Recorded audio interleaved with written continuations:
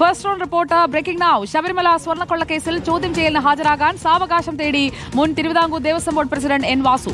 ആരോഗ്യ പ്രശ്നങ്ങൾ ചൂണ്ടിക്കാട്ടിയാണ് വിജിലൻസ് നോട്ടീസിന് മറുപടി നൽകിയിരിക്കുന്നത്. എന്നാൽ വാസുവിന് സാവകാശം നൽകേണ്ട എന്ന തീരുമാനത്തിലാണ് പ്രത്യേക അന്വേഷണ സംഘം. ഹരിമോഹൻ നമുക്കൊപ്പം. ഹരിമോഹൻ, സാവകാശം തേടിയിരിക്കുകയാണ്. കുടുങ്ങുമെന്ന് ഏറെക്കുറെ ഉറപ്പായ ഘട്ടത്തിലാണോ നീക്കം? തീർച്ചയായിട്ടും സുജയ, ഈ ചോദ്യം ചെയ്യാനായിട്ട് വിളിക്കുമ്പോൾ അന്വേഷണ ഏജൻസികളുടെ നോട്ടീസിന് മറുപടി നൽകുക, ഈ ആരോഗ്യ പ്രശ്നങ്ങൾ ഉണ്ട്, അതുകൊണ്ട് കുറച്ചുകൂടി സമയം വേണമെന്നുള്ളതാണ്. പലരും ഇത്തരത്തിലുള്ള മറുപടികൾ നൽകാറുണ്ട്. അത്തരത്തിലൊരു മറുപടിയായിട്ടാണ് ഇതിനെ SIT കാണുന്നത്. ഇത് രണ്ടാമത്തെ, അതായത് നേരത്തെ തന്നെ വാസുവിനെ ചോദ്യം ചെയ്തിരുന്നു. ഇത് രണ്ടാമത്തെ നോട്ടീസാണ്.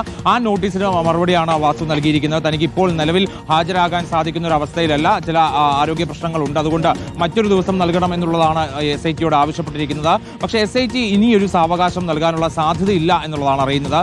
ഈ മറുപടി ലഭിച്ചതോടുകൂടി SIT തിരക്കട്ട നീക്കങ്ങൾക്കുള്ള ഒരു ആലോചന കൂടി നടത്തുന്നുണ്ട് എന്നുള്ളതാണ് അറിയുന്നത്. അതായത് ഈ ഏതെങ്കിലും നിലയിൽ ഒരു നിയമ നടപടിക്കോ അല്ലെങ്കിൽ നിയമവശം തേടിയിട്ടുള്ള ഒരു പോക്കിനോ വാസു തയ്യാറാവുകയാണോ എന്നുള്ള ഒരു സംശയം SITക്കുണ്ട്. അതുകൊണ്ട് തന്നെ ഒരു പക്ഷേ കസ്റ്റഡിയിൽ എടുത്തുകൊണ്ട് ചോദ്യം ചെയ്യുക, തുടർന്ന് അറസ്റ്റ് രേഖപ്പെടുത്തുക തുടങ്ങിയ നടപടികളിലേക്കൊക്കെ തന്നെ SIT കടക്കാനുള്ള സാധ്യതയുണ്ട്. അതേസമയം തന്നെ A. പത്മകുമാർ, മുൻ ദേവസ്വം പ്രസിഡന്റ് ആയിട്ടുള്ള A. പത്മകുമാറും ആദ്യ നോട്ടീസിന് മറുപടി നൽകിയത് ഈ ആരോഗ്യ പ്രശ്നങ്ങൾ തന്നെയായിരുന്നു. അതുകൊണ്ട് തന്നെ ഈ ആരോഗ്യ പ്രശ്നങ്ങൾ ചൂണ്ടിക്കാണിക്കുന്നത് വലിയ ഗൗരവത്തിൽ എടുക്കേണ്ടതില്ല.